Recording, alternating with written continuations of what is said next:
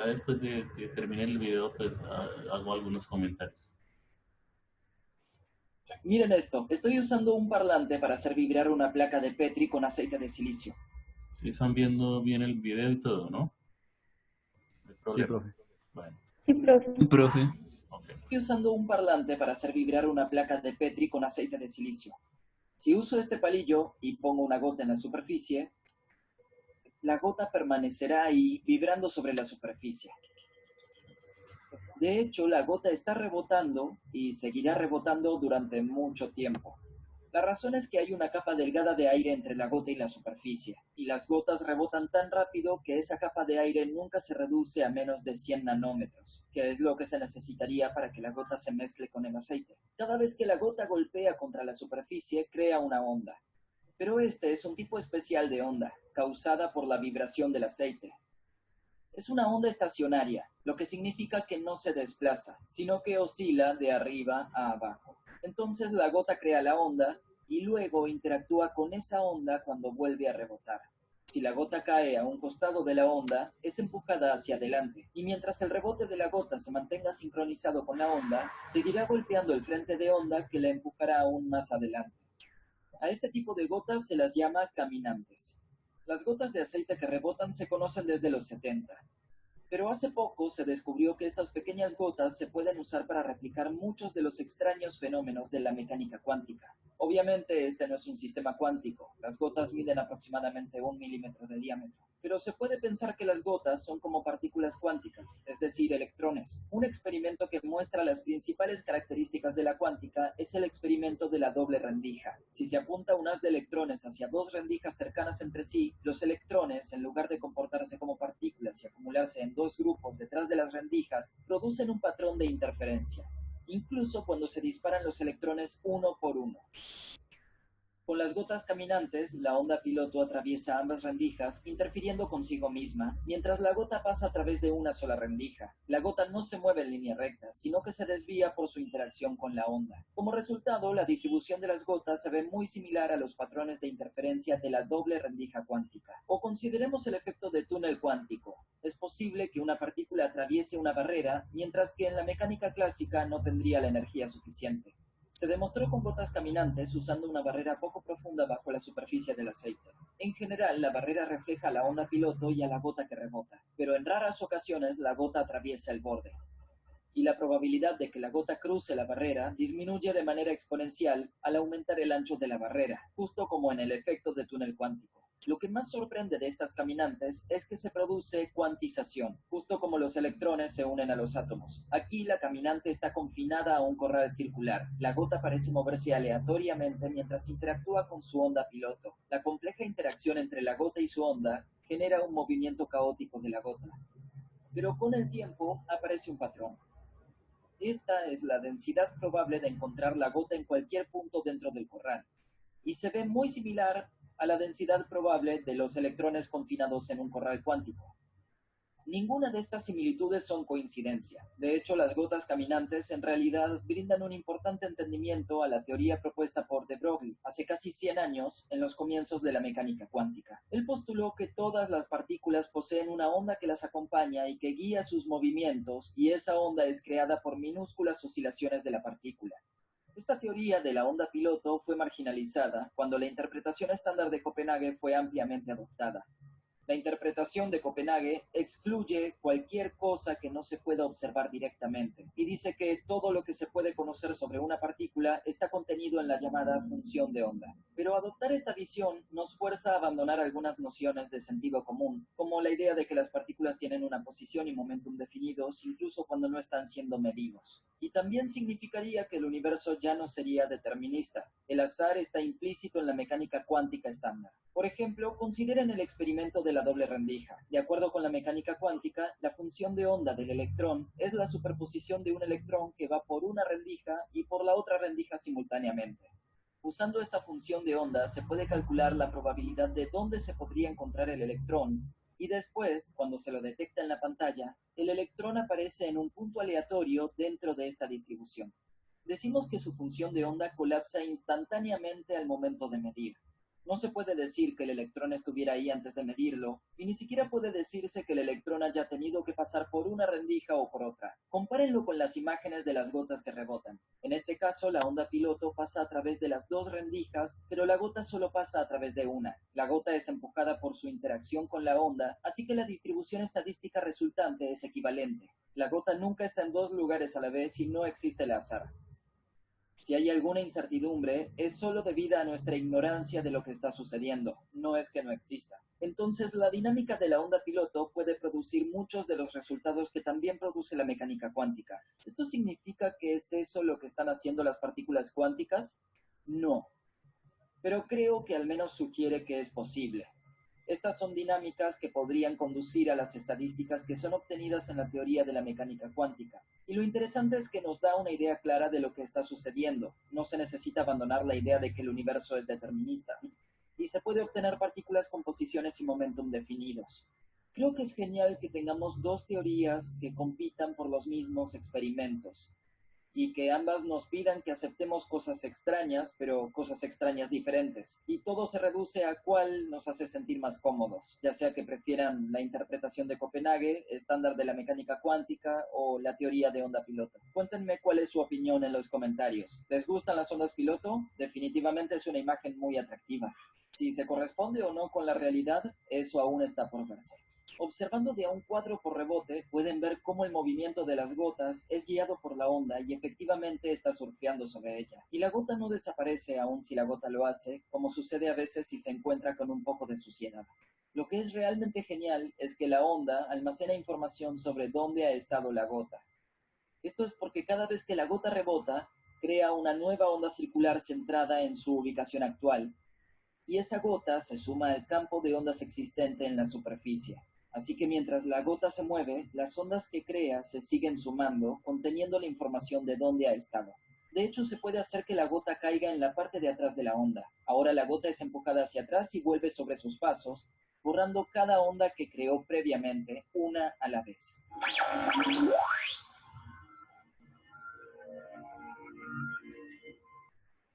Bueno, entonces volvamos aquí a nuestra clase. Bueno, ya como vieron el video, pues hay cosas muy interesantes. Es de alguna manera tratando de interpretar lo que la mecánica cuántica dice, usando las goticas de aceite y el comportamiento ondulatorio bajo el cual se, rigen se rige el movimiento de estas goticas. Se le llaman goticas caminantes. Entonces, eh, la interpretación, ahí pues mencionaron la interpretación de Copenhague, que es la, la que hoy por hoy tiene mayor acogida. Eh, Aquí les voy a mostrar una pequeña foto de...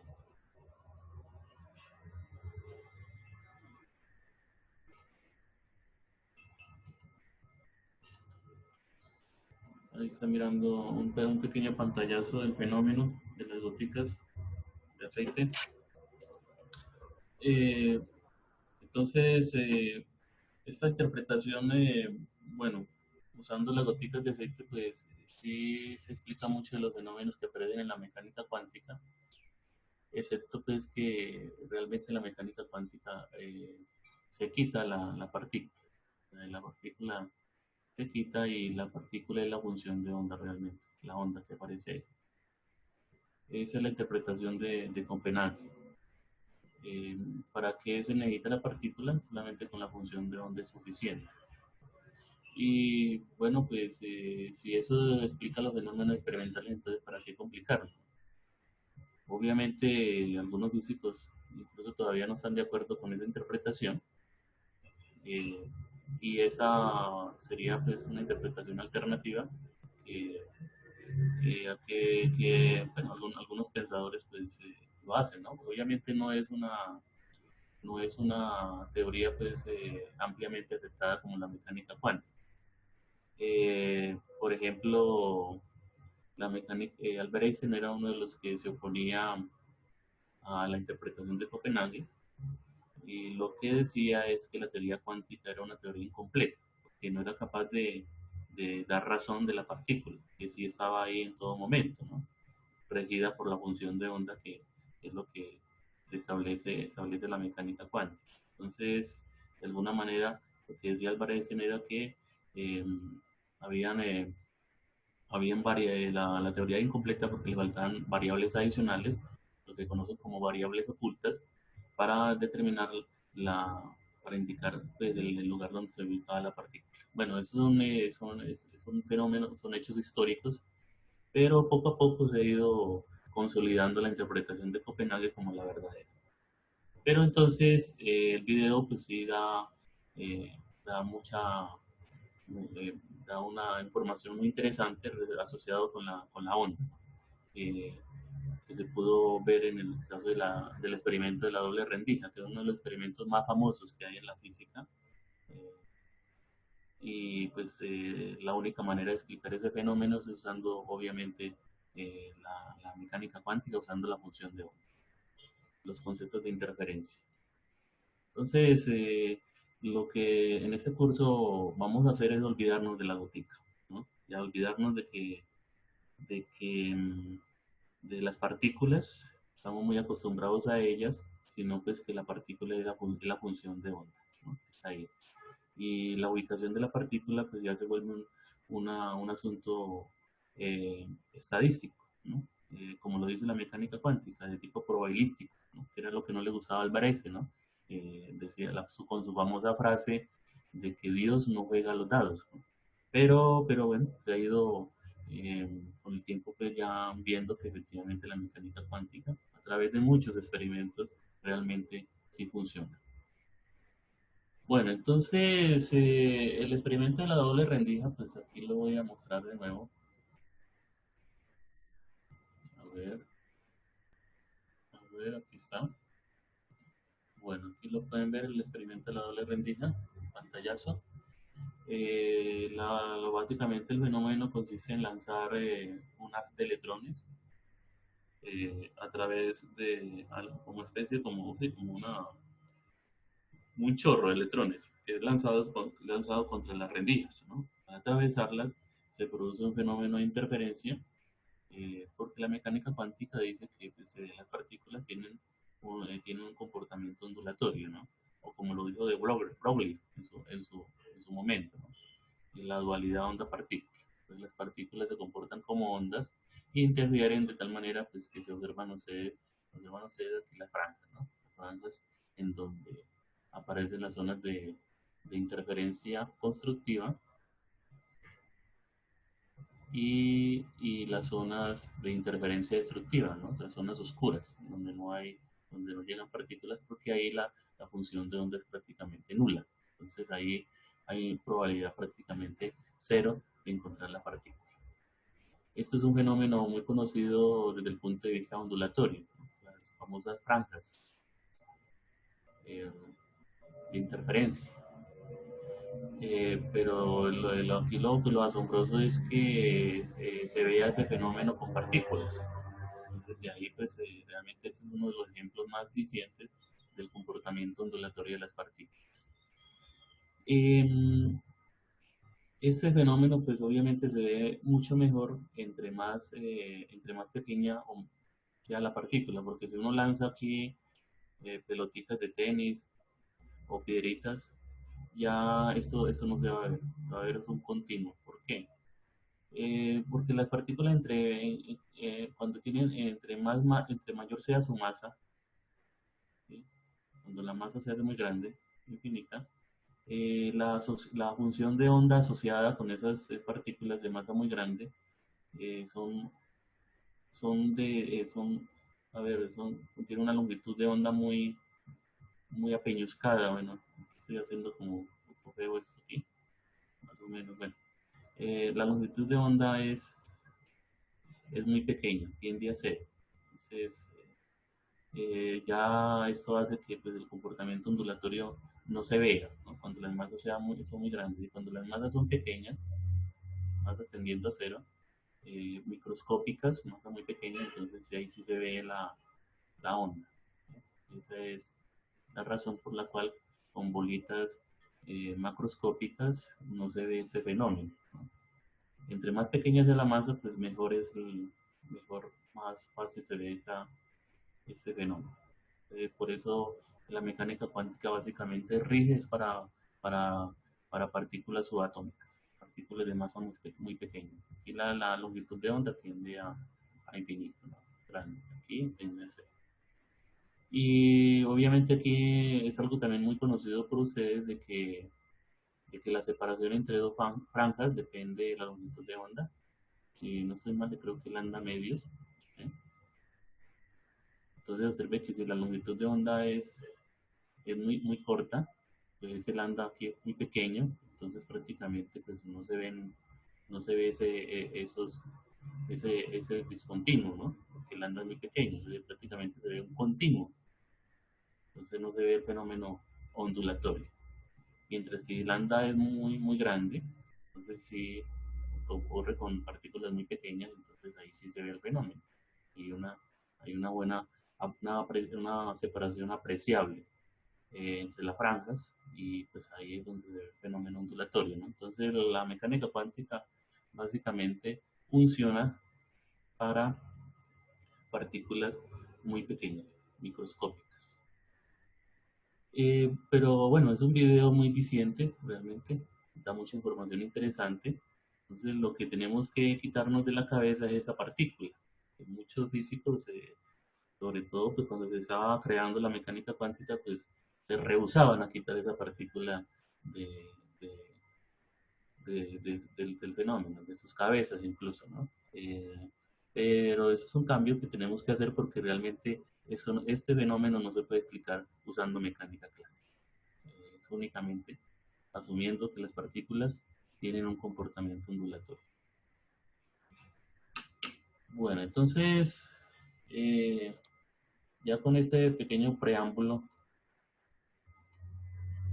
ahora sí vamos a empezar con lo que ya les había comentado anteriormente, en la clase anterior, de las matemáticas, ¿no? Que subyacen eh, en la mecánica cuántica. Eso es muy importante, ¿no? Entender las matemáticas.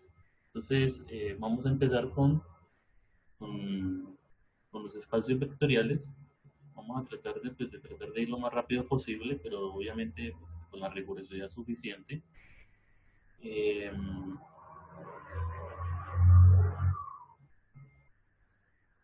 para que nos quede una, no tengamos comodidad cuando ya estemos usando las matemáticas aplicadas ya en- aplicadas ya a fenómenos físicos. Bueno, entonces, a ver, el libro, el texto guía, la primera parte que vamos a, la parte de las herramientas matemáticas. Vamos a usar este libro, un libro de matemáticas, pero tiene una buena teoría de, de- que nos va a interesar para la mecánica cuántica. Bueno, entonces yo creo que ya lo están viendo.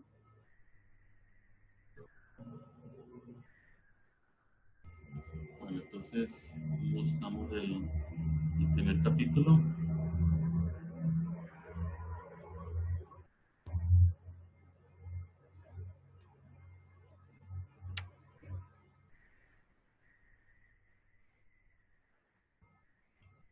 Bueno, entonces yo lo que voy a hacer básicamente aquí es mostrarles y les haciendo comentarios del texto eh, y leyéndoles eh, como para que tengamos un buen entendimiento desde lo más básico, ¿no? Lo que es un espacio vectorial.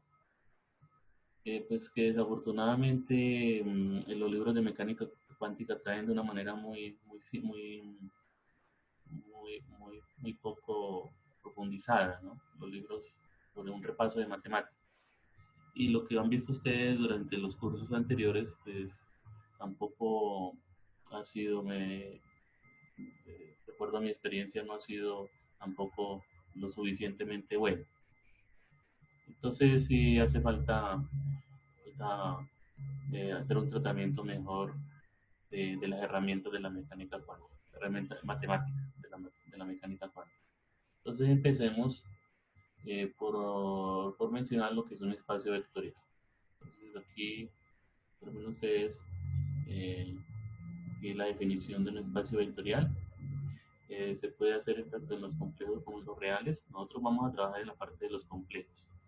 Los espacios vectoriales porque las funciones de onda, más adelante como van a ver, son funciones de onda complejas. Entonces, sobre todo, vamos a trabajar aquí en esta parte, la parte de los números complejos. Entonces, ¿qué es un espacio vectorial? Un espacio vectorial es básicamente un conjunto de elementos con, con varias operaciones que se pueden hacer en él. Esas operaciones uno las puede definir eh, y con eso queda establecido el espacio vectorial, lo que se va a hacer con las funciones de onda, ¿no? Las funciones de onda se pueden sumar, se pueden multiplicar por un escalar con esas propiedades que voy a mencionar a continuación. Entonces, un espacio vectorial, como le digo, es un conjunto de elementos en donde, en donde vamos a tomar dos, tres elementos cualesquiera de ese conjunto, de ese espacio. Por el momento, pues, digamos que es un conjunto, ¿no?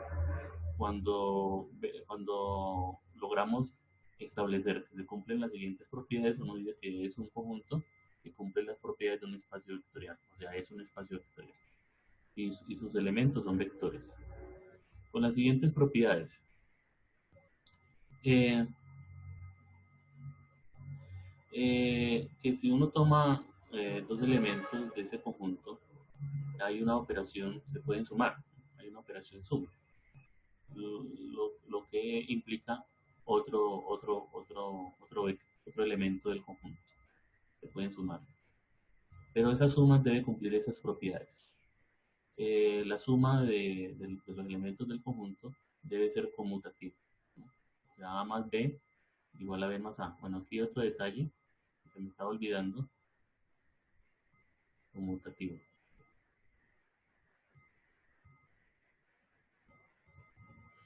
Se me estaba olvidando y es que observe cómo se van a indicar los vectores de esta manera, ¿sí? Una barrita, la letra que indica el vector del conjunto, con una aquí, con un ¿cómo le llama eso?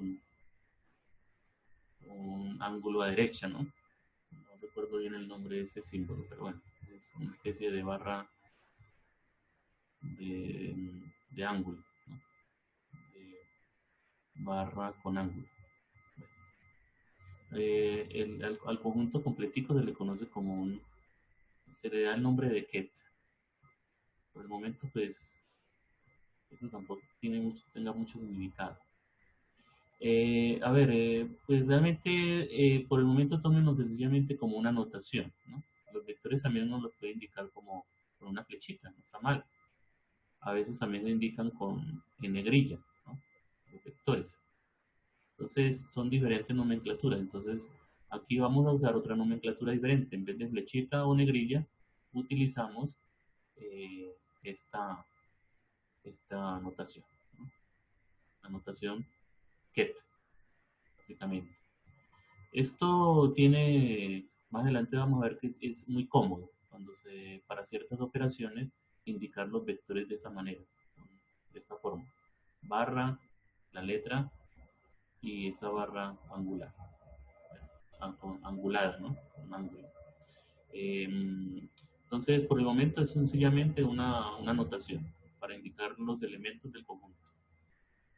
Bueno, entonces ya teniendo la notación para los elementos, los identificamos, los podemos sumar y entonces pues, va a dar otro elemento del conjunto. Esa suma debe cumplir la propiedad conmutativa, ¿no? No importa si el orden en que se sumen los elementos del conjunto. Pasamos a la siguiente propiedad, también es una propiedad muy conocida, la propiedad asociativa.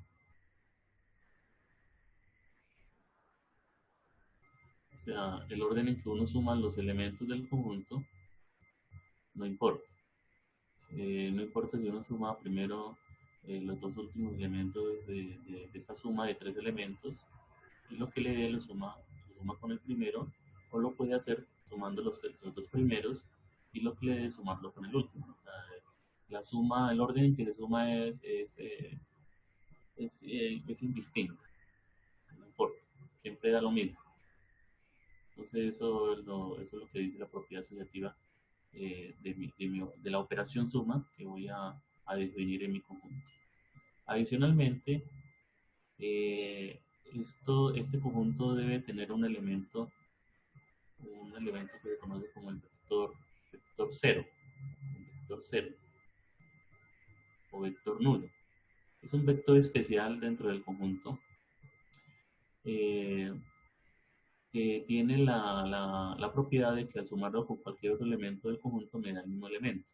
A más cero igual a para cualquier vector cualquier elemento del conjunto. Si si se lo logra identificar, entonces ya ese sería el, el vector, cero. Eh, es único, ¿no? No hay dos, solamente hay uno. También se puede demostrar incluso que es único. No existen dos vectores ceros en un conjunto, en un espacio vectorial, solamente hay uno. Y adicionalmente tenemos la propiedad del inverso aditivo. Se le conoce como inverso aditivo, la manera de verlo. O sea que para todo elemento de ese conjunto, del conjunto B aditivo, eh, existe un inverso aditivo, o sea, el negativo de ese elemento, tal que al sumarlo me da cero. Esto por el momento no significa, no vaya a pensar que es menos A, ¿no? No es que no vaya a pensar que es menos uno por A, ¿no? Es una notación. A ese elemento que cumple esta propiedad se le conoce como menos A. Lo que pasa es que más adelante uno se da cuenta que menos A, eso inmediatamente implica que es igual a menos uno por A, ¿no? Puede verse de esa manera, perdón. Eh, Menos uno por A. ¿Sí? Pero eso es una consecuencia. Por el momento, pues, el inverso aditivo lo indica uno como menos A, sencillamente por notación. Por notación. Y, y si existe ese inverso aditivo para todo elemento A, entonces, o sea, lo que está diciendo es que eso suma a cero, ¿no? O sea, da el vector nulo. Eh, entonces, pues ya estaríamos verificando las cuatro primeras propiedades respecto a la suma. Pero adicionalmente, un espacio vectorial debe cumplir otra condición. Debe cumplir en total tres condiciones. Aquí vamos para la segunda.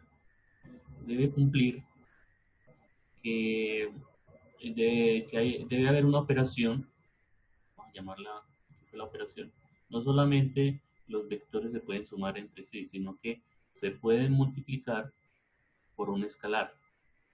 Y el escalar normalmente este es el escalar, se puede llamar escalar, y es un número complejo. Aquí está, es un número complejo. También puede ser real, ¿no? Pero nosotros vamos a trabajar en los complejos. Es un escalar, es un número. Básicamente es un campo, el campo de los números complejos, los números reales. Campo, campo de los números. Normalmente los complejos. También pueden ser los reales, ¿no? En todo caso, se coge un escalar, un número complejo, lo puede operar con un vector y eso te da como resultado otro elemento del conjunto. Bueno, eso es importante que esté en el conjunto que yo establecí al principio. Con esas dos propiedades, eh, cuando se hace la multiplicación por un escalar de un vector y lo que le dé lo multiplica por otro escalar, y verifica que es igual a multiplicar los dos escalares y lo que le dé por el vector. Entonces, si se cumple esa igualdad, entonces ya estaríamos verificando las propiedades de un espacio vectorial. Esta es una. Y la siguiente, ¿no? 1 por A es A. Esto parece muy trivial, pero puede que no se cumpla, ¿no? Uno lo ve como muy trivial, pero podría que no. Entonces, básicamente es una propiedad. Básicamente es una propiedad. 1 por A es A. Y lo tiene uno que verificar, ¿no? El 1 que está aquí es el 1 de los números complejos, ¿no? O de los reales. El número 1, muy conocido. Entonces, hay que verificar esto. No siempre se cumple. Para que sea un espacio vectorial, esto debe ser cierto. Bueno, y finalmente eh, se trabaja lo que es la propiedad distributiva, ¿no? Como tenemos aquí dos operaciones, suma de vectores y multiplicación por un escalar de vectores, entonces hay que verificar estas dos propiedades distributivas, ¿no? La propiedad distributiva de la multiplicación respecto a la suma de vectores y la propiedad distributiva de la suma de escalares respecto de vectores. Entonces, la primera, pues cuando uno multiplica un escalar,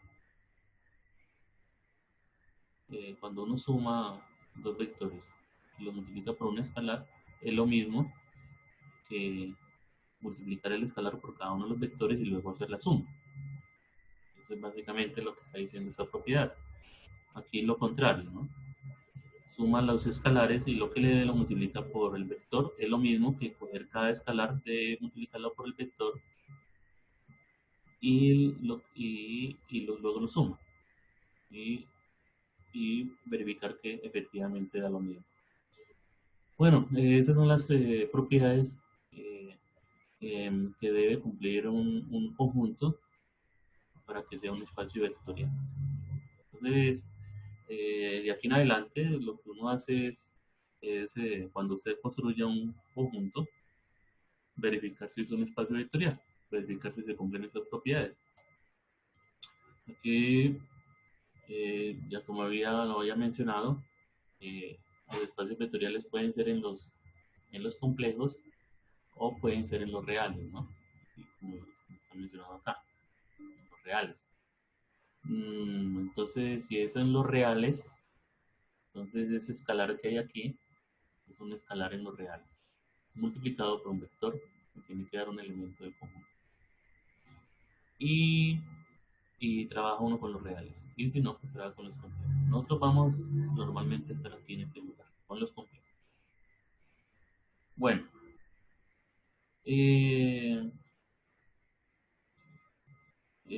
Es el cero que vieron ustedes ahí para la parte de la suma, se le conoce como el vector cero, el vector nulo, y esa es la identidad adictiva respecto a la suma, ¿no? Y el 1, vieron más adelante, es la identidad multiplicativa, multiplicación de un vector por un escalar. Bueno, después tenemos ejemplos de espacios vectoriales. Curiosamente, los números reales son un espacio vectorial respecto a los reales. Curioso, aquí está. Pues si uno se pone a ver, obviamente que esto casi que es muy trivial. Los reales es un conjunto de elementos, ¿no? Finito, ¿no? Todos los reales, ¿no? Consideramos el número de los reales.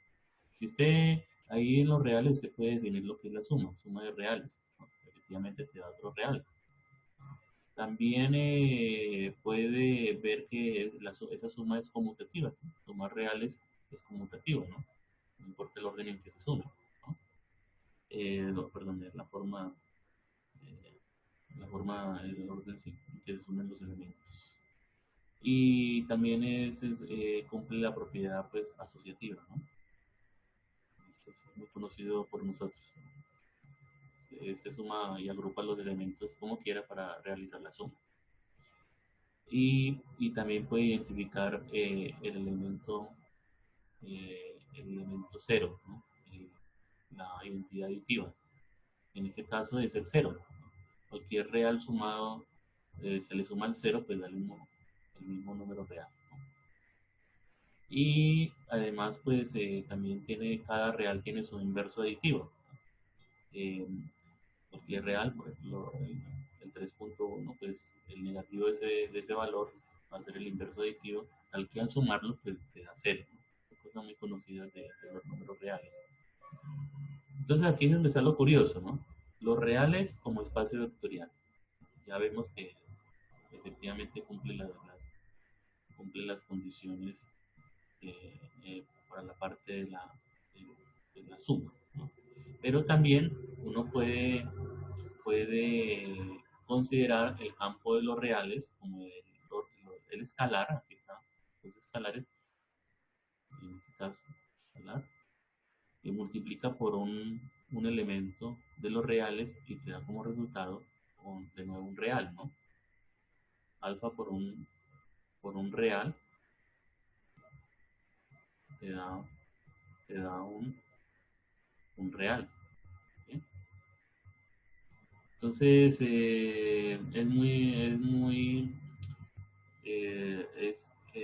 es inmediato que se cumplan esas condiciones, ¿no? Que se coja alfa, beta por un real, un número real, es lo mismo que alfa, beta, y eso es básicamente debido al hecho de que los reales cumplen la propiedad asociativa respecto a la multiplicación de reales, ¿no? Este es un real lo multiplico, obviamente, es cierto. No podemos multiplicar los reales en cualquier orden, ¿no? De cualquier forma, ¿no? Entonces se cumple, ¿no? Adicionalmente, pues eh, también uno puede verificar que uno por un real pues te da el real, ¿no? Entonces se cumple la propiedad, estas dos propiedades. Y la multiplicación de reales es distributiva con respecto a la suma. ¿Sí? Entonces, pues eso casi que de inmediato es algo que uno hace muy seguido. Suma de reales por un real, pues lo puede uno destruir el paréntesis y multiplicar cada uno de los reales por ese real y luego sumar, pues obviamente te da lo mismo. Lo mismo pasa aquí. Entonces, ese es un ejemplo muy sencillo de un espacio vectorial, ¿no? Los números reales son un espacio vectorial. Eh, También pasa lo mismo con los números complejos. Los números complejos de por sí son un espacio vectorial. Aquí, curiosamente, respecto a los reales. Esto es curioso, ¿no? El espacio vectorial, números complejos, espacio vectorial de los complejos, vectorial de los números complejos respecto de los reales. ¿Por qué esto es cierto?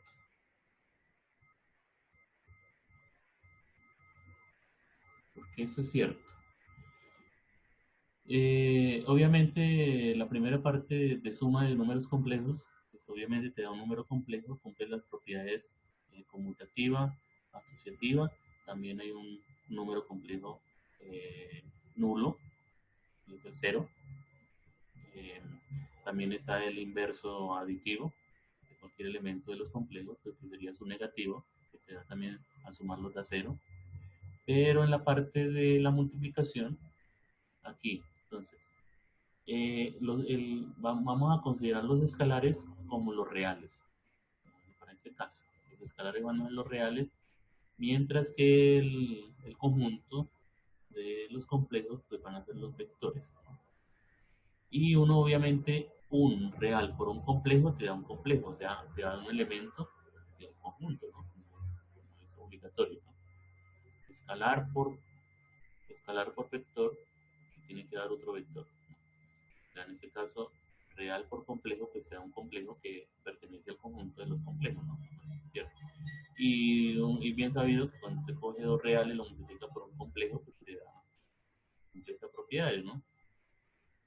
Aquí está el uno de los reales, multiplicado por un complejo, pues te da el mismo complejo, ¿no? Entonces, esta es la identidad multiplicativa. Y también, pues, estas dos propiedades pues, son unas propiedades distributivas que se cumplen de inmediato, ¿no? Escalar real por suma de complejos, pues cumple esa propiedad distributiva. Lo mismo acá. Suma de reales con complejo es lo mismo que real por complejo más real por complejo. La suma es lo mismo que esa cantidad. Entonces, lo interesante es que uno puede construir 12 espacios vectoriales con el mismo conjunto. Espacio vectorial respecto de los no reales y espacio vectorial respecto de los complejos. O sea, en vez de tomar los escalares como reales, ahora lo tomamos como complejos. Pero de todas maneras, pues complejo por complejo me da otro complejo. Entonces, inmediatamente se cumplen las condiciones respecto de la multiplicación por escalares y la parte de las propiedades distributivas. Entonces, este es un ejemplo de que uno puede construir dos espacios vectoriales diferentes dependiendo de qué escalares o de qué campo considere. Eh, bueno, también cualquier duda pues me van preguntando, ¿no? Pero curiosamente, como un ejemplo que no es cierto, que incluso se hace, creo que, pero no, pensé que lo iban a comentar. A ver, eh, el, el conjunto, a ver, el espacio vectorial, por ejemplo, en este caso. R es un espacio vectorial en los complejos. En vez de coger aquí real, tomamos complejos.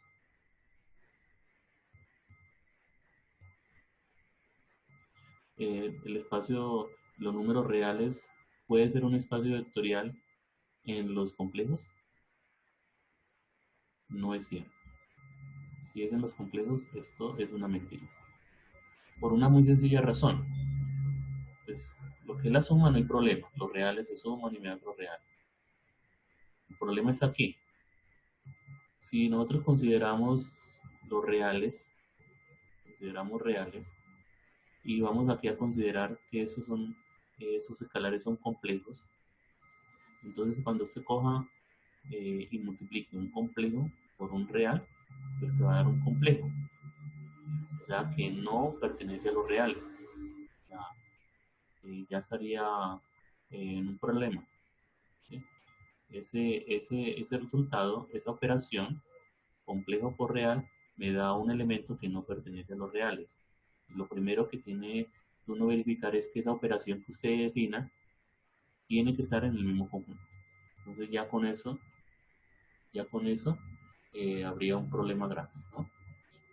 Mi operación de multiplicación por un escalar no estaría, en el caso de los reales, no está definida con respecto a los complejos porque me daría elementos que estarían por fuera con la multiplicación ordinaria, no estoy hablando de la multiplicación real por complejo, ¿no? Lo que no conocemos nosotros. Me daría un elemento que no está en los reales, entonces por tanto, pues por mucho que se cumplan esas propiedades, pues no estaría cumpliendo el más importante, uno de los más importantes, es que la operación tiene que estar dentro del mismo conjunto, ¿no? Entonces, un ejemplo de que hay que tener cuidado con esas operaciones. Bueno, estos son como casos pues, realmente muy triviales, ¿no? Ya, bueno, que incluso está quizá el que yo estaba buscando, ¿no? Que si ve son los reales y que sea y consideramos el campo de el campo de los complejos, los escalares como el campo de los complejos, no es un espacio vectorial. Pues sencillamente porque la propiedad 2 no se satisface. Un complejo por un real no es un número real. Y por consiguiente no pertenece a B, lo que está diciendo, lo que acabé de comentar. Otros espacios vectoriales muy conocidos por ustedes, las famosas flechas, flechas en el plano o en el espacio, ¿no? También forman un espacio vectorial, porque cuando se coge dos flechas, usted las puede sumar, ¿sí? Y te da otra flecha, ¿sí? Entonces uno lo suma usando el método del paralelogramo, ¿no? Y te da otra flecha, ¿no? Las flechas se pueden sumar, se puede sumar primero A más B, ¿no? O puede sumar B más A, te da lo mismo, ¿no? Es algo conocido, ¿no? Método del paralelogramo, ¿no? Te da la misma flecha. Se llama B, o colocamos B más A, entonces aquí sería el B primero, y luego la. A ver, aquí está la, el B, este es el A, y te da la misma flecha, ¿no? Esta aquí, A más B, o B más A en este caso.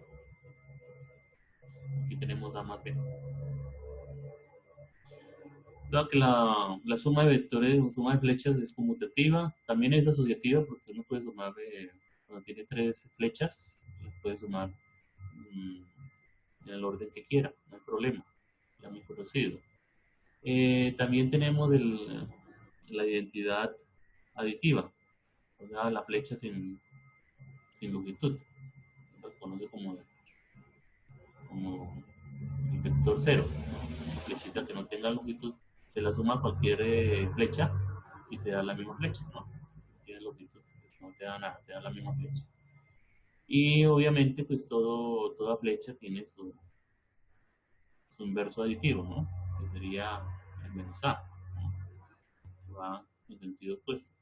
Se suma A más menos A, te da cero, ¿no? Normalmente, cuando es cero no se le coloca la flecha, ¿no? Sería cero nomás, el vector sin longitud. También uno puede multiplicar un escalar, en este caso los escalares son los reales, ¿no? Alfa por A. Esto ya es muy conocido por ustedes. El alfa positivo que se da una flecha con una longitud que sería, ¿sí? La longitud de la flecha resultante de multiplicar por un escalar sería alfa veces por A, por la longitud de A, ¿no? La magnitud de A. Es una flecha que va en el mismo sentido, en la misma dirección y en el mismo sentido si la alfa es positiva, o va en sentido opuesto si la alfa es negativa, y de magnitud que vale eso. Entonces, de esa manera vemos que alfa por A nos da otro vector del conjunto, otra flecha. Y pues también es muy bien conocido que se cumplen las propiedades de alfa, beta por A, igual a alfa por B, ¿verdad? ¿No? Usted puede operar primero con este escalar, lo que le dé, multiplica con el siguiente escalar. O primero multiplica los dos escalares y lo que le dé. Eso en todo caso, pues obviamente, pues, da en la misma dirección, en el mismo sentido, y con una magnitud, pues que en ambos casos es alfa por beta, la magnitud por la longitud del vector. Entonces, ahí no hay problema. Y pues también es muy conocido lo que son las propiedades distributivas, ¿no?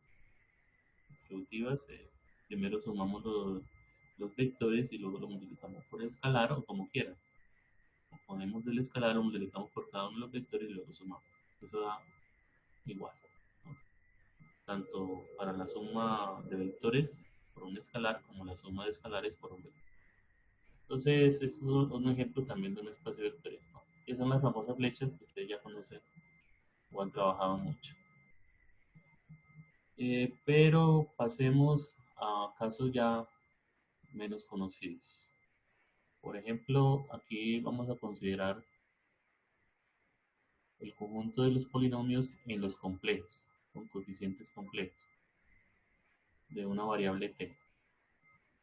Polinomios Cuando uno dice un polinomio, estaría hablando de cantidades de la forma, de esta forma,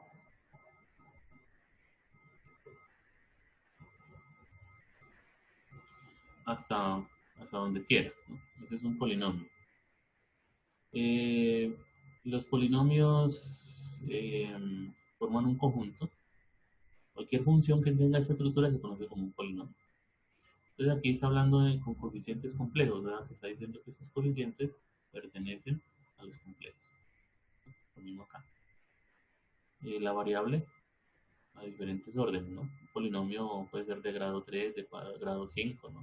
Si vas a la T a la 5, o de grado 10, si vas a T a la 10, etc. Entonces, es muy bien conocido que la suma de polinomios pues, me da otro polinomio. Entonces, ya uno puede, P1 más P2 me da otro polinomio, ¿no? Pertenece a los polinomios. Voy a indicarlo como está indicado aquí, ¿no? P, PC, aquí T, ¿sí? Me da otro polinomio. Esta C se necesita en los complejos, ¿no? Complejos, variable T, polinomio de cualquier grado. Los polinomios son conmutativos, obviamente, asociativos. El polinomio, el elemento cero del conjunto de los polinomios es el cero, número cero. Cualquier polinomio sumado con cero puede dar un polinomio. También existe el inverso aditivo, para que me dé el cero. De P1 pues sería el negativo de los coeficientes, ¿no? Aquí es negativo. Al sumarlo pues me da el cero. También uno puede tomar aquí un escalar, ¿no? De aquí los escalares pues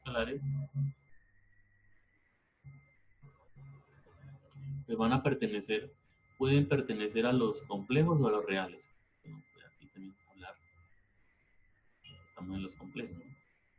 Pertenecer a los complejos. O también puede ser los reales porque complejo por polinomio, escojo cada uno de los elementos de los coeficientes, los multiplico por ese complejo y me da un polinomio. Y los con coeficientes complejos, ¿no? Obviamente.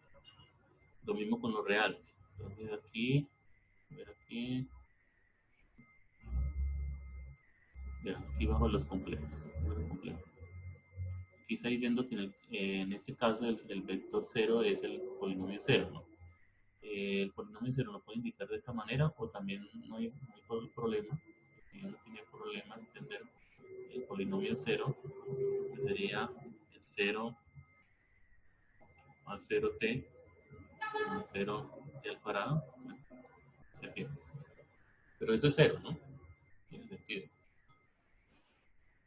0 por t pues da cero, 0 por t al cuadrado da 0. Porque uno suma es coeficiente, ¿no? Cuando suma polinomio está sumando los coeficientes. Entonces, cada uno de los coeficientes sumados por cero, pues del mismo coeficiente, pues del mismo polinomio. Y bueno, pues tenemos la operación con multiplicación por un escalar, eh, me da otro polinomio. Y adicionalmente, pues casi que inmediato, las propiedades, ¿no? Para la multiplicación por un escalar, eh, que se puede primero multiplicar los escalares y lo que le dé, multiplicarlo por el polinomio o uno por uno. No hay problema. Es muy bien conocido, ¿no? Así que todas esas propiedades vienen de las propiedades de multiplicación eh, que son eh, indistinguibles a la hora de multiplicación, ¿no? La multiplicación es asociativa. Bueno, y también es distributiva, ¿no? Entonces, los polinomios forman un espacio vectorial, realmente.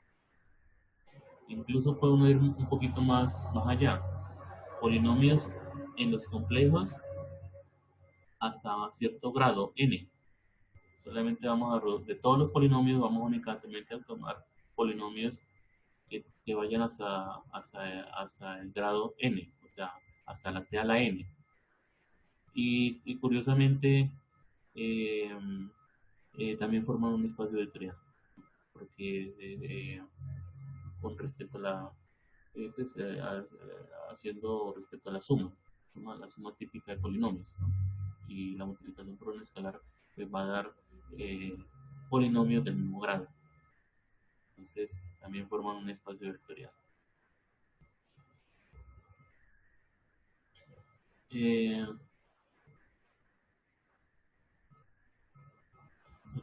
aquí vemos los polinomios, pero ya en los reales, con grado n. Este conjunto, cuando digo polinomios en los reales, ya los coeficientes son reales. Entonces, sí forman un espacio vectorial con respecto a los reales, pero no forman un espacio vectorial con respecto a los complejos, porque complejo por polinomio me da un polinomio complejo, con coeficientes complejos. Y yo estoy diciendo que el polinomio es con coeficientes reales. Entonces, no, aquí dice, no es un espacio vectorial en los complejos. Sí en los reales, pero no en los complejos. Este de aquí es un ejemplo, otro ejemplo. Este sí es uno de los que se usa muy a menudo, el conjunto de las enétuplas. Entonces, este sí pongámosle más atención. A ver. Vamos a construir un conjunto de todas las enétuplas de esta forma. Son arreglos. O sea que en cada una de estas entradas va a ir un número complejo. Entonces es un conjunto, un arreglo, ¿no? De elementos, un arreglo de n elementos. Y a ese arreglo lo vamos a llamar Cn. O sea, n significa que ese arreglo tiene n elementos y la c significa que esos elementos son complejos, ¿no? Entonces aquí tenemos un ejemplo de una enétopla. Mire cómo indicamos la enétopla, ¿no? Con esta letra, ¿no? Con la, ¿sí? Y los elementos están aquí. El primer elemento alfa 1, el segundo elemento alfa 2, hasta el último elemento, el enésimo elemento que es alfa n. Ese es un, un elemento de este conjunto, ese n. Obviamente, pues aquí hay muchos elementos porque es que los alfa pueden tomar cualquier valor complejo, porque hay muchas configuraciones, muchos infinitos de elementos, ¿no? Para este conjunto. A ver, entonces acá vamos a definir la suma, ¿no? Vamos a definir esa suma. O sea, cuando se coja dos enétuplas, dos arreglos de este conjunto, los va a sumar de esa manera. O sea, la primera componente suma las primeras componentes, y lo que le dé corresponde a la primera componente de la suma. ¿Sí? La segunda componente de la suma corresponde a la suma de los elementos de las segundas componentes de cada una de los elementos que está uno sumando, ¿no? Entonces, A más B, pues el primer elemento es alfa 1 más beta 1. El segundo elemento sería alfa 2 más beta 2, ¿no? 1 a 1, ¿no? Sumando las correspondientes posiciones, ¿no? Y eso obviamente me va a dar como resultado otra enétupla, ¿no? Entonces, el resultado obviamente pertenece a C, porque miren, un elemento, otro elemento, aquí tenemos el enésimo elemento. Entonces, eso es importante, ¿no? Que la suma que yo defina, pues me tiene que dar un elemento del conjunto, ¿no? La suma que estoy definiendo. Usted puede definir las sumas como quiera, ¿no? A cualquiera se le podría ocurrir sumar, cuando haga la suma, sumar el primero con el último, ¿no? Podría uno definir, o sea, la suma es algo muy, eso es, hay muchas definiciones, ¿no? Aquí estamos tomando una posible suma. Lo que pasa es que hay muchas sumas que de pronto no conlleven a espacios vectoriales, ¿no? No se cumplen las propiedades. Entonces, una buena suma es aquella que cumpla las propiedades de un espacio vectorial. Entonces, esa suma es realmente una buena suma para mi conjunto. ¿Por qué? Porque es casi que inmediato que usted pueda verificar que cumple la propiedad conmutativa, ¿no? Que A más B es lo mismo que B más A. ¿Por qué? Aquí lo puede ver. Alfa 1 más beta 1 es lo mismo que beta 1 más alfa 1, ¿no? Es suma de complejos, ¿no? Es conmutativo. Lo mismo para este caso. Entonces, A más B es lo mismo que B más A. Eso es casi que de inmediato. Entonces, es una buena suma, una buena definición de suma. Bueno, también podemos identificar aquí que la suma cumple la propiedad asociativa, la suma que acabo de definir, elemento a elemento. Porque se puede sumar eh, estos dos elementos primero, lo que le dé, lo suma con el último. O también puede hacerlo de esta manera.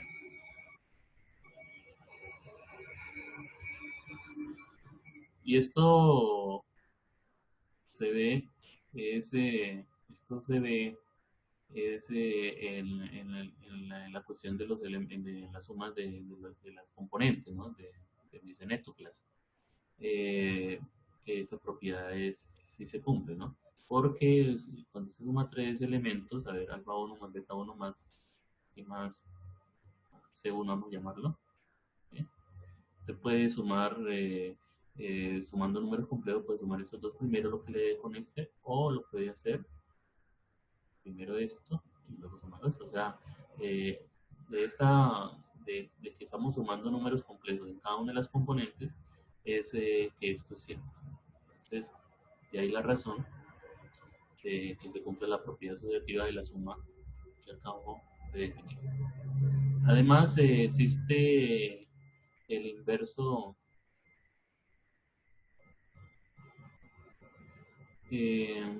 aditivo. A ver no, perdón, primero el cero, ¿no? Cuál sería el elemento cero, el inverso, a ver cómo digo, la identidad aditiva para mi suma? ¿Cuál sería el cero?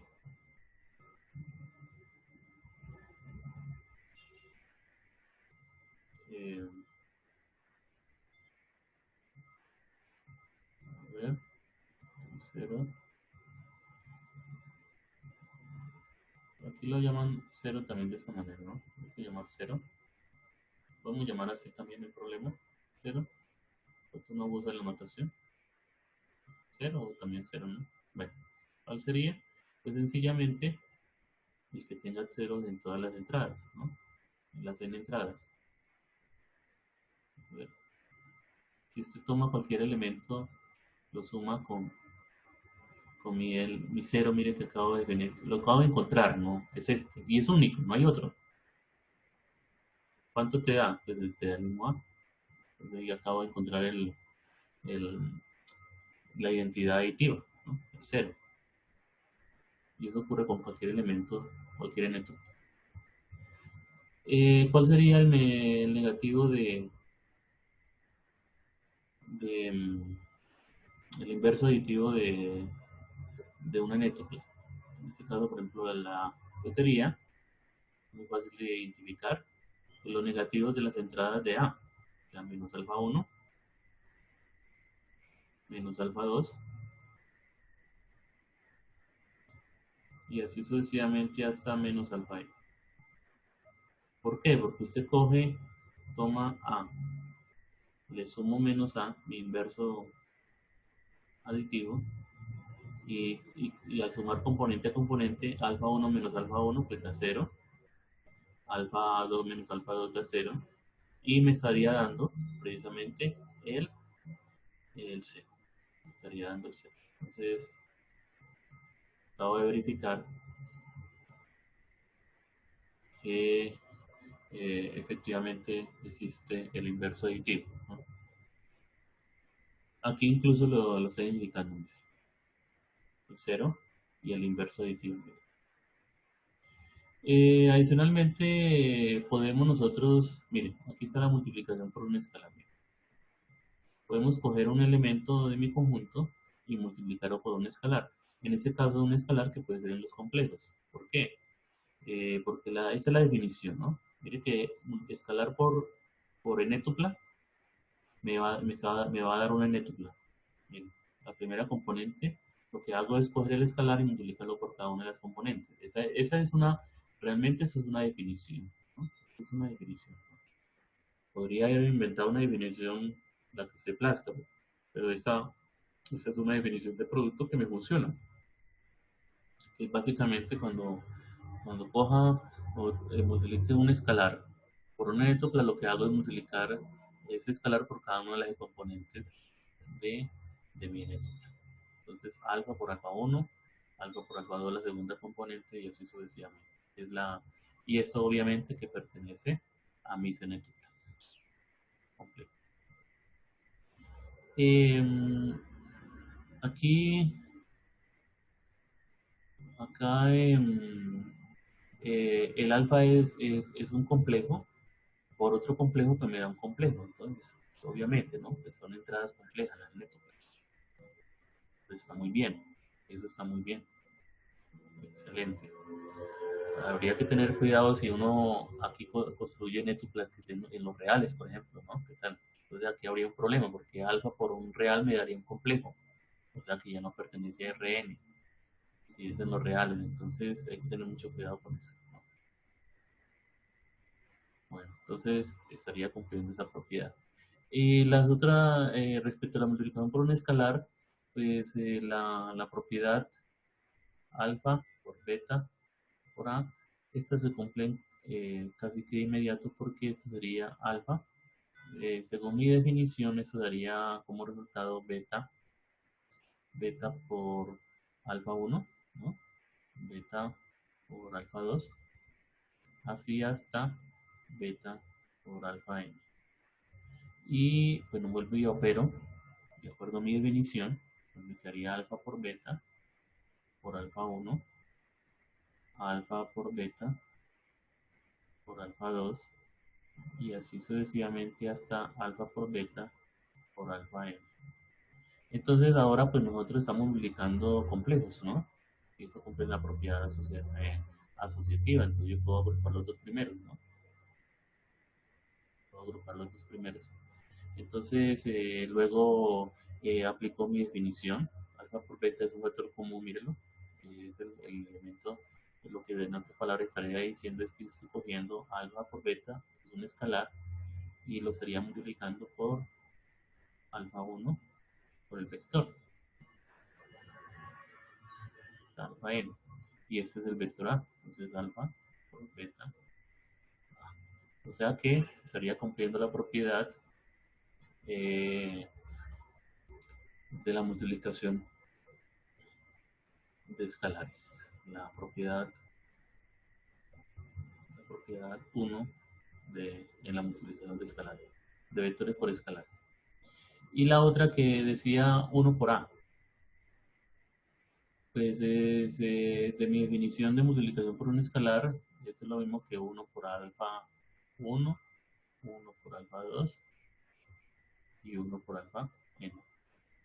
Y 1 por alfa 1 pues es alfa 1, alfa 2, alfa n. Y esto es A, miren, ahí se está cumpliendo la propiedad. Y la parte de las propiedades distributivas, pues es algo inmediato, ¿no? Porque cada una de las componentes, multiplicación por complejos, es distributiva. Entonces, también se cumple. Entonces, el Cn, aquí lo importante es el conjunto de las n tuplas, de arreglos formados por n elementos en los complejos. Con esta suma, con esta multiplicación por un escalar, esta suma, la suma es componente a componente. Esta suma, multiplicación por un escalar de esta manera. El 0, el vector 0 sería este, y el inverso aditivo es este, forman un espacio vectorial. El Cn bajo estas dos operaciones básicamente el resto ya son consecuencias, con estas dos operaciones forman un espacio vectorial. Las operaciones son estas, son definiciones. Y así es como normalmente nosotros vamos a operar en Etuplas, sumando componente a componente y multiplicando por un escalar componente a componente, ¿no? ¿Sí? Así es. Entonces, aquí como dice, es fácil verificar que Cn es un espacio vectorial en los números complejos. Se llama, le conoce como el espacio de las coordenadas complejas n-dimensionales, ¿no? O el conjunto de las n-tuplas también. Sí, n-tuplas. Esto lo vamos a usar muy a menudo. También podemos hablar de, como les mencioné ahora, n-tuplas en los reales, ¿no? En vez de arreglos, arreglos con entradas complejas, tomamos arreglos con entradas reales. O sea que aquí van a ser arreglos de n reales, sí, de n reales. Pero hay que tener cuidado porque estas operaciones tienen que ser entonces en los reales. Sobre todo esta, ¿no? El alfa que tiene que ir acá es un escalar en los reales para que me dé una nétupla en los reales. Si es en los complejos, pues me daría entradas complejas, entonces ya no estaría en los reales, no daría una nétupla en los reales. Entonces, por tanto, Rn es un espacio vectorial, dice claramente, sobre los números reales, bajo las operaciones similares a las de los complejos. Las operaciones son estas. Se llama un espacio coordenado real n-dimensional, o se le conoce como un espacio n cartesiano. Aquí es importante, no es un espacio vectorial en los complejos, ¿no? Ya por lo que ya les mencioné. Bueno, y seguimos, ¿no? Eso hay espacios vectoriales, ejemplos hay muchísimos. Las matrices M por N también son un espacio vectorial. Se suma de matrices de otra matriz. Cumple las propiedades conmutativa, asociativa, de suma de matrices, muy conocida por ustedes ya sumando matrices. ¿Sí? Y multiplicación por un escalar, que es básicamente multiplicar cada una de las entradas de la matriz por el mismo escalar. Eso me da como resultado otra matriz. Cumple las propiedades de multiplicación por un escalar, lo mismo que las propiedades distributivas, ¿no? También se cumple. Entonces, las matrices M por N, matrices de M fila y N columnas, forman un espacio vectorial. En los complejos, si las entradas son complejas, o en los reales, si las entradas son reales, recuerde que si las entradas son complejas, el espacio vectorial puede ser en los reales o en los complejos. Pero si las matrices son reales, son matrices reales, entonces solamente en los reales, ¿no? Espacio vectorial en los reales. Y si las matrices son complejas, son matrices complejas, entonces el espacio vectorial puede ser en los reales o en los complejos. Normalmente en los complejos es más se usa. Ahí uno puede identificar, miren, la matriz nula es la que tiene todos los elementos iguales a cero. La matriz inversa es la con entrada negativa, ¿no? Inversa aditiva, ¿no? La entrada negativa de la matriz. Y uno puede verificar que efectivamente cumplen las propiedades de un espacio vectorial. Bueno, hay espacios vectoriales más interesantes. Por ejemplo, está el espacio vectorial C infinito. El arreglo es basta infinito. No basta a cierto valor, ¿no? Es un arreglos infinitos. Aquí eran finitos. Pero, sí debe cumplir esa condición. De que la suma de los cuadrados de las entradas, valor absoluto, ¿no? Porque esto pueden ser complejos, ¿no? Valor absoluto del cuadrado es que sea una cantidad finita. O sea, conjuntos de infinitos elementos, arreglos de infinitos elementos, hacen parte de este conjunto siempre y cuando cumplan esta condición. Que la suma de los cuadrados de los elementos del arreglo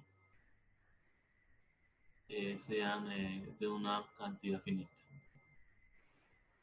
Lo interesante es que cuando uno suma, pues sería una suma pues muy parecida a lo que se hace acá, elemento a elemento, pues sería también infinita. Lo curioso es que cumple esa propiedad, porque como cada uno de estos elementos, cada uno de los elementos de ese punto cumple la propiedad, entonces la suma también cumple la propiedad, entonces estaría dando, se podría sumar. Y pues de ahí en adelante, pues lo que es eh, lo que es la conmutatividad, la asociatividad, eh, el, el vector cero y el inverso aditivo se pueden identificar. También se puede verificar que, que la multiplicación por un escalar también te da un elemento que es finito, que su suma es básicamente coger cada uno de esos alfa con el alfa y escalar, daría alfa al cuadrado, también te da finito. Entonces, eh, se cumplen las propiedades. Es un conjunto interesante, ¿no? En algún momento también lo vamos a abordar, obviamente, porque los espacios, las funciones complejas, el espacio vectorial de las funciones de onda, son espacios vectoriales de dimensión infinita. Entonces, cae dentro de este caso, ¿sí? Infinitos elementos. Bueno, aquí también puede uno, un ejemplo, mire, de funciones, las funciones complejas. Eh, a ver, todas las funciones complejas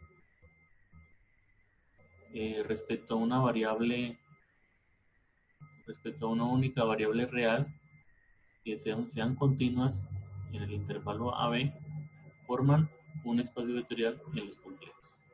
Esto es interesante. Lo que está diciendo acá es que tenemos funciones que dependen de una variable real. Vamos a llamarlo, aquí mire el nombre que le damos, ¿sí? Estas funciones complejas es precisamente donde nosotros estamos, ¿no? Función evaluada en un número real me da como resultado un número que pertenece al complejo, ¿no? Una función en los complejos. Eh, o sea, en otras palabras, nosotros tenemos aquí el conjunto de los reales y aquí el conjunto de los complejos. Cogemos elementos de aquí en los reales y le damos un valor aquí en los complejos. Es lo que está diciendo acá, una función, ¿no? La famosa función X. Entonces aquí lo estoy indicando, una función. Entonces, eh, dice que son funciones continuas, ¿no? No, no funciones continuas. Entonces, cuando uno, digamos, tiene, aquí tengo una función, tengo otra función, bueno, llamarla phi x, aquí vamos a llamarla phi x. Cuando usted suma a más b, pues la suma va a ser muy sencilla, suma de funciones. Phi x más phi x, que también pertenece al conjunto porque esa función también es continua, la suma de las dos funciones es continua, y pues me va a dar moda real, pues me da un complejo, otra función. Se pueden sumar inmediatamente con la suma, vemos que es una suma que cumple la propiedad conmutativa, asociativa. ¿Cuál sería el cero aquí en este caso? Pues la función cero. O sea, cada elemento de acá me da el cero de aquí, ¿no? Sería la función cero. ¿Sí? Cualquier elemento acá me da el cero de los complejos, cero, cero. También el inverso aditivo, pues sería el menos a, pues sería la función negativa, ¿no? Phi x. Sumo esto con x y me da la función phi x menos phi x y me da cero, función cero. Y pues también multiplicación por un escalar, eso es muy sencillo. Cuando uno quiere alfa, un escalar en los complejos, es básicamente coger el alfa y multiplicarlo por la función. Eso me da una función, un número por la función que me da otra función, que también es continua eh, y, y pues me da otro elemento de mi conjunto. Y pues inmediatamente pues se cumplen las dos propiedades eh, de multiplicación por un escalar. Específicamente una de las que nos interesa es esta, 1 por phi x, que me da phi x, ¿no? La identidad multiplicativa. Y las propiedades distributivas pues son inmediatas también porque pues, es básicamente multiplicando por una función.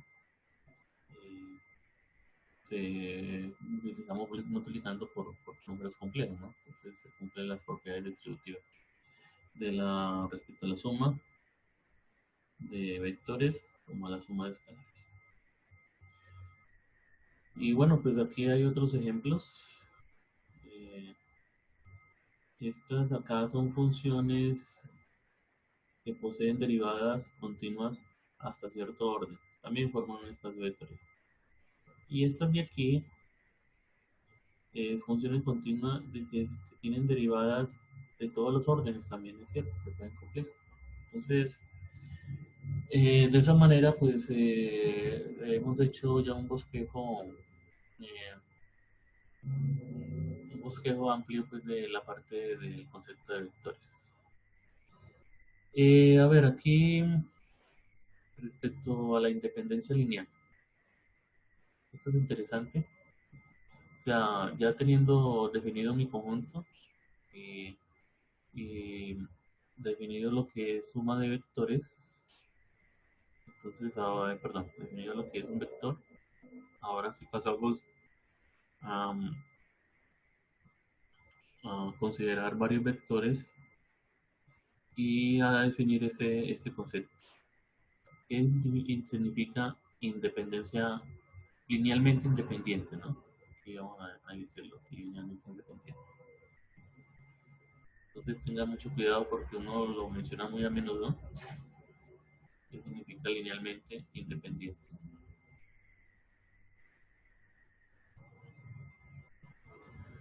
Estos vectores, uno dice que son linealmente independientes si uno define la siguiente combinación lineal, conoce como una combinación lineal.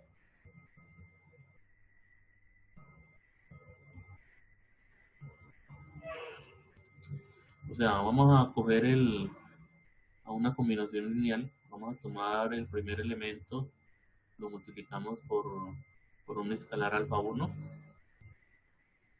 el segundo elemento por un escalar alfa 2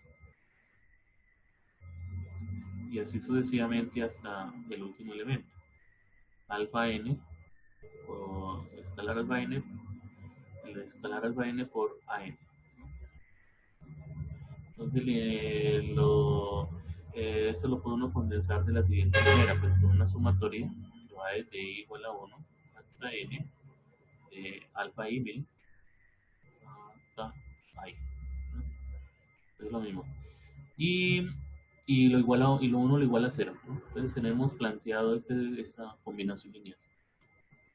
Entonces, si la única manera para que eso me dé 0 es que todos los escalares sean iguales a 0, entonces uno dice que los vectores son linealmente independientes. Si usted encuentra alguna configuración en donde los escalares sean diferentes de 0, entonces uno dice que los vectores son linealmente dependientes. O sea, la combinación entre la combinación lineal y esta combinación lineal es igual a 0 si, solo si, si, solo si, todos los alfa i son iguales a 0, entonces uno dice que A1, uno dice que los A sub i son LI, linealmente independientes es lo mismo que decir LI, linealmente independientes, o LI. Si esto uno, eh, si uno encuentra alguna posibilidad en donde los alfa i pueden ser diferentes de cero, entonces en ese caso uno dice que los vectores son LD, son linealmente dependientes. O sea, ¿qué está diciendo en el fondo? Eh, que si son LI no puede usted expresar un vector en términos de los otros. Y si es LI y LD, linealmente dependientes, entonces si hay, es porque al menos un escalar es diferente de cero. Por ejemplo, digamos que el alfa 1 sea diferente de cero, entonces uno lo puede despejar y quedaría el vector A1 en términos escrito en términos de los otros. Por ejemplo, si es LD, entonces, por ejemplo, entonces existe un alfa i diferente de cero, ¿no? Entonces uno, por ejemplo, digamos, por ejemplo, alfa, digamos que alfa 1 sea diferente de cero, ¿sí? Entonces ya uno puede despejarlo,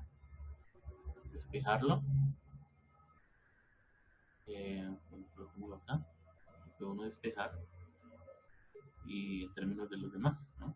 Tenemos alfa 2, A2, más sucesivamente menos alfa n a n. Y eso dividirlo aquí por alfa 1. Entonces, si son LD linealmente dependientes, eso significa linealmente dependientes, dependientes,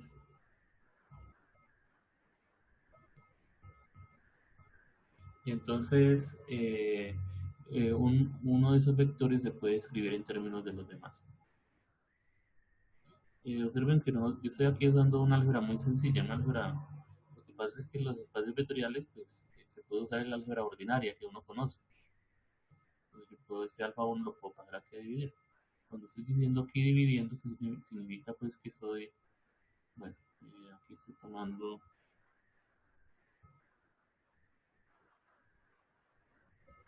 y dividiendo por cada uno de los elementos, ¿no? Así sucesivamente.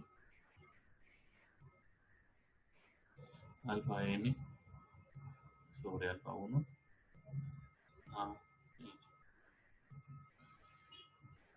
Entonces, eh, hay que tener claro ese concepto de dependencia o independencia lineal. Aquí vemos lo que se conoce como subespacios vectoriales. Em, a ver, un subespacio de W, de un espacio vectorial B, es un conjunto no nulo, no vacío, perdón, de elementos de B con la propiedad de que si A y B pertenecen a W, entonces la combinación lineal, ¿sí? También pertenece a W, para todo alfa y beta, perteneciente a los complejos. O sea, en otras palabras, un subespacio es un espacio vectorial por derecho propio. Un subespacio es un espacio vectorial por derecho propio. El lector puede verificar que la intersección de dos subespacios también es un subespacio. Por lo tanto, esta sea una pregunta para, para las tareas. Entonces, un subespacio es uno toma un subconjunto de elementos del conjunto. ¿Sí? Uno toma un subconjunto de elementos del conjunto que es un espacio vectorial, ¿no? Nosotros ya sabemos que B es un espacio vectorial, ¿no? Es un espacio vectorial. Entonces de ahí tomamos un subconjunto de B.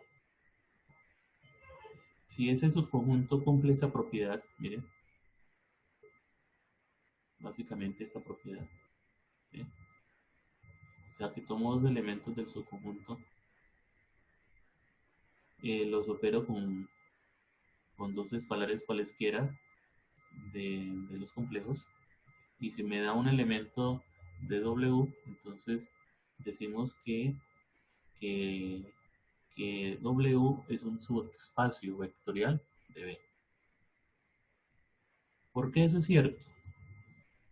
Ya uno no tiene que ponerse a demostrar todos los pasos, ¿no? Para verificar que es un subespacio vectorial, que es un espacio vectorial, perdón.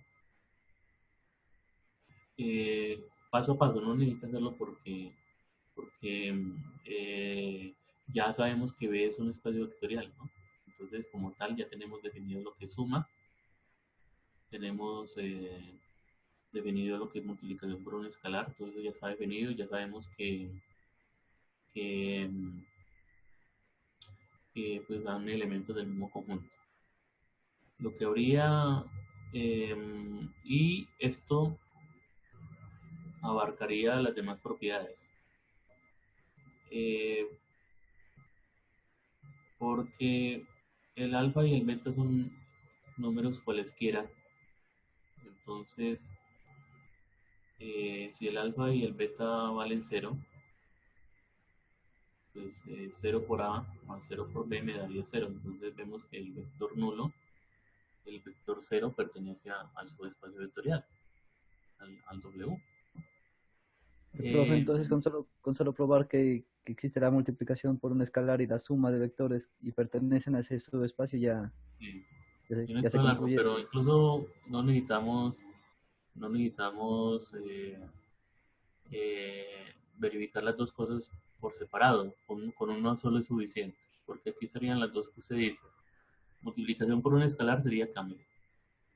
Y la suma sería el caso particular en que beta vale uno y alfa vale uno.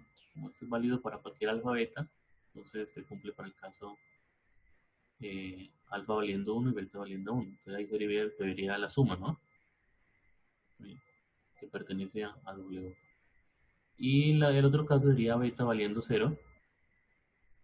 Entonces alfa por A también pertenece a W, ¿no? Entonces yo creo que esos dos casos, suma y multiplicación por un escalar, se resumen en uno solo que es este.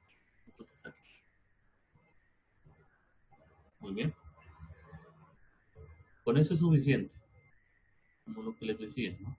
Si 0 pertenece a W, entonces tiene un elemento, una identidad aditiva. Aquí está la identidad aditiva. El negativo también pertenece porque, porque si no cambiara, a ver, aquí el inverso aditivo, ¿no? Si tenemos un elemento de W, pues lo colocamos a alfa, alfa lo colocamos como menos alfa y a beta como menos beta, pues como alfa y beta son cualquier elemento de cualquiera, pues si el alfa, el menos alfa también lo es, ¿no? De los complejos, entonces por tanto el inverso aditivo también estaría ahí en W. Si alfa A más beta B pertenecen a W, pues entonces menos alfa A más menos beta B también pertenecen a W. Y respecto a la multiplicación por un escalar, pues ya sabemos que, que sí, con beta valiendo cero tenemos alfa por A, también pertenece a ese conjunto W, y pues inmediatamente se cumplen las dos propiedades, ¿no? Uno por A es A, ¿no? Que pertenece a W porque A y B pertenecen a W. Y las propiedades distributivas pues, también se cumplen, ¿no? Entonces con esa propiedad es suficiente para saber si ese subconjunto es un subespacio vectorial de donde. Bueno, entonces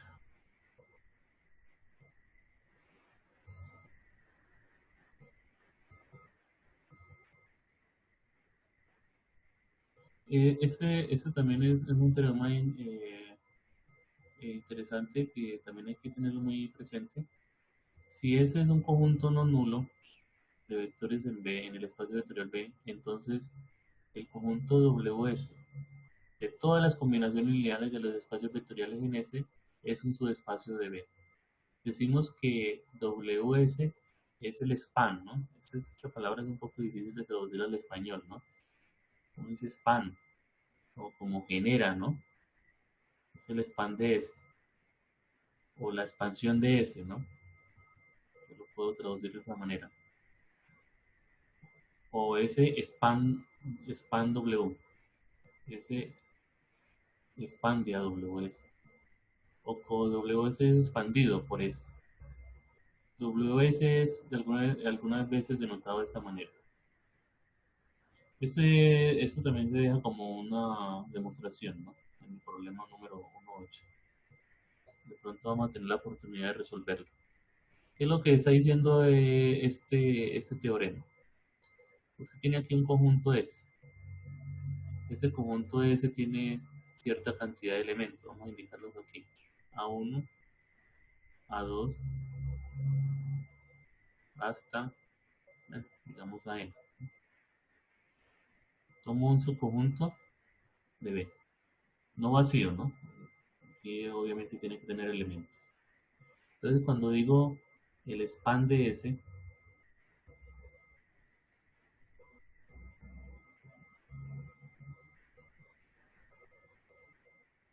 el span de S significa todas las combinaciones lineales. Todas las combinaciones lineales de los vectores en S forman AWS. Aquí se lo puede llamar de esta manera. AWS, el span de S. ¿Sí? Entonces, eso forma un nuevo conjunto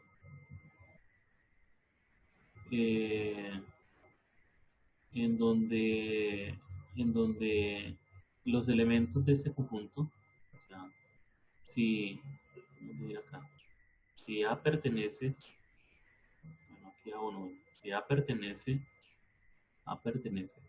a WS, o sea, al span de S, entonces es porque A se escribe como una combinación lineal de esos elementos de aquí, ya como alfa 1, A1, más alfa 2, A2, más, y así sucesivamente hasta el último elemento, alfa n, a n.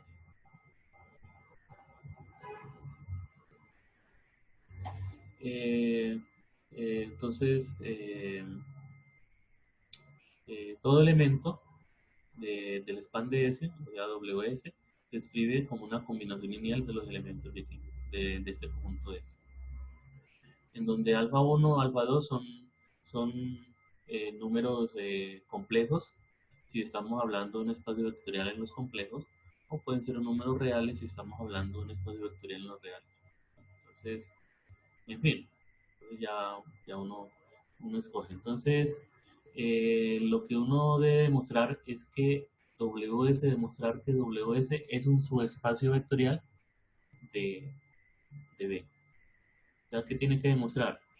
Que si usted toma dos elementos de aquí, un A y un B, los combina con un alfa y un beta cualquiera, y tiene que demostrar que esa combinación lineal de dos elementos de acá te da un elemento de WS, o sea, el span de S. Eso es lo que hay que demostrar. No es difícil, demostrarlo, es casi que inmediato, pero bueno, hagan ese ejercicio. Pero lo importante es entender el concepto, ¿no? Cuando uno dice span, ¿no? Span de un conjunto de elementos. El conjunto no es un espacio vectorial, ¿no? Es un conjunto cualquiera no vacío, que toma cierto número de elementos, forma ese conjunto, eso no es un espacio vectorial. Lo que es un espacio vectorial, o mejor dicho, un subespacio vectorial, es el span de S. Las combinaciones lineales, todas las combinaciones lineales, o sea, con todos números, los números complejos que ustedes imaginen, todas esas combinaciones lineales pertenecen a WS. Todas las Profe, combinaciones. entonces los elementos del span de S son LI, No necesariamente. ¿no? Incluso los S no necesariamente tienen que ser LI. Normalmente si uno los busca que sean LI, ¿no? Linealmente independientes. pero puede que no lo sea, ¿no? No importa. Lo que sí se puede es uno reducir, ¿no? Porque si son LD, uno puede quitar un elemento de acá y sigues dando el mismo conjunto, ¿no? Pero puede que no sea. Pero el span no genera que sea en LI, o no necesariamente. Sí, o sea, Ya usted me cuando está se la diciendo que este de acá, los elementos de acá, todos son LI. No, no, ajá, eso es lo que, no, no, no, no, no, ya. no. Eso no es cierto. No es cierto porque todos esos elementos están formados por combinaciones lineales de esos elementos. O sea, esa sería como la base. Entonces, eh, a ver, entonces los elementos de acá no necesariamente son LI. No, no. Eh, a ver, me explico mejor.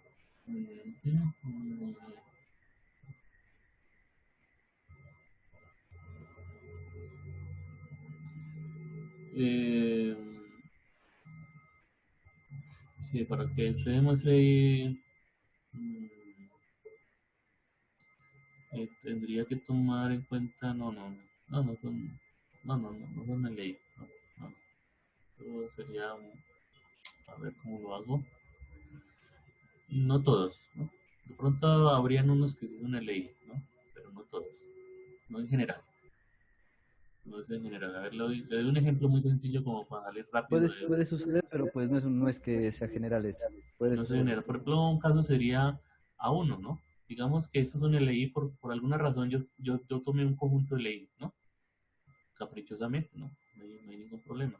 Mis elementos que tomé del espacio vectorial dije que fueran LI. ¿Sí? Entonces, A1, A2, hasta N son LI, ¿no? Entonces, ahora voy a construir mi WS. Entonces a mostrarles rápidamente que algunos obviamente van a ser LI y otros no. Entonces, vamos a considerar dos elementos que serían, a ver, que serían linealmente independientes. Entonces, ¿qué tal si tomo el caso más sencillo? Mira, este es un elemento que pertenece a WS, ¿no? A 1, que es el caso particular en donde alfa 1 vale 1 y los demás valen 0, los coeficientes. Entonces, A1 que por sí pertenece a WS. Y otro sería A2 también que pertenece a WS, ¿no? Que es tomando todos los alfa iguales a 0 excepto el alfa 2, que lo va a tomar igual a 1. Entonces, A1 y A2 pertenecen al span de S. Y son LI, porque yo dije que estos elementos eran LI. Entonces, mire que ese es un ejemplo de dos elementos de W que son LI. Pero también podría haber hecho lo siguiente. Yo dije con alfa 1 valiendo 1, ¿no? Y los demás alfas, los demás coeficientes valiendo 0. Una combinación lineal, ¿no? Entonces, tenemos ese elemento. Ahora, ¿qué tal si digo que alfa 1 vale 2? De 2 a 1. Estos dos elementos son LD. ¿Sí? O sea que los elementos de WS pueden haber algunos que sean LI y otros que no lo sean, ¿no? Esos dos son LD, por, muy, muy sencillo, ¿no? Entonces, al sumarlos, como le dije, entonces aquí coloco menos 2 veces A1 más 2 veces A2, mire cuánto me da, 0. ¿Sí? Entonces, estos dos elementos son LD, porque puedo encontrar unos coeficientes diferentes de 0 que al sumarlos me da 0. Mira. Los coeficientes son menos 2 y 1. Menos 2 a 1 más 2 a 2. Perdón, aquí no. Miento. Aquí estoy diciendo, por Dios. Qué pena con usted, aquí no. Estoy diciendo esto. 2 veces a 1. 2 veces a 1, ¿ah? 2 veces a 1, ¿no? Porque si es a 2, no, es imposible, ¿no? Pues sí dije que eso era LI. Entonces, menos 2 veces a 1 más 2 veces a 1, y con alfa 1 valiendo 1 para ese elemento y alfa 1 valiendo 2 para ese elemento. Con LD, mire que me da 0. Y los coeficientes son menos 2 y 1. Con LD. O sea que no, ese conjunto pues realmente está formado por, en general pues son los elementos de ese conjunto son LD. A ver, una base. Esto sí es interesante, lo que estaba diciendo aquí, LI. Una base de un espacio vectorial es un conjunto B de vectores linealmente independientes, mire, linealmente independientes, que span, que generan al conjunto B. O sea, el WS que está aquí me va a dar el espacio vectorial B. Profe, una pregunta. Sí. No sé si, es decir, el WS pueda contener varios subespacios, pues, además A de ese, ver, a no ver. podría ser, por ejemplo, un WS no solo de ese, sino de B, de M o de otros. ¿Puede darse el caso Varios o solo subespacios. contiene un subespacio? En principio es un subespacio, ¿no? Es lo que incluso aquí están pidiendo que demuestre, ¿no? Demuestre que WS es un subespacio de B. Eso es. Varios subespacios, ¿no? Varios subespacios. Pues deberían ser varios, varios subconjuntos, ¿no? Varios, pero no, aquí hay uno solo, ¿no? Que es el WS, no hay más subconjuntos, ¿no? Cuando uno habla de, digamos, varios subespacios, estaría hablando de varios subconjuntos. A no ser que usted tome subconjuntos de WS, ¿no? Tome de ciertos subconjuntos, ¿no? Entonces, de pronto ahí sí puede identificar varios subespacios. Pero en principio es uno solo, el WS, que hay que demostrar que es un subespacio del espacio vectorial B. O sea, que cumple esa propiedad que está aquí. ¿Sí? Bueno, una base de un espacio vectorial B es un conjunto B, ¿no? Entonces aquí en vez de ese vamos a tomar un conjunto B de vectores linealmente independientes, ¿no? Aquí como está, como les digo acá, linealmente, que generan a B. O sea que WS va a ser igual a B. Entonces uno dice que un espacio vectorial que tiene una base finita se llama un, un se llama finito dimensional. De otro modo, es infinito dimensional. Entonces, este es un caso particular. Esta es una definición, ¿no? Esto no es una demostración, no es un teorema ni nada, no. Aquí no hay nada que demostrar, es sencillamente una definición.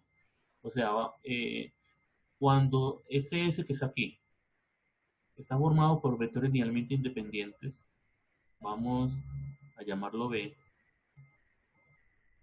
con una cierta cantidad de elementos. ¿Sí?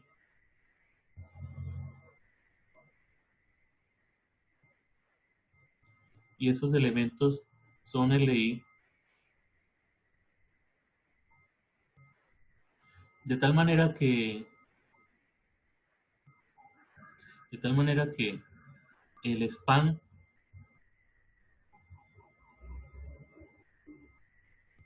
de B, o sea WB, ¿no?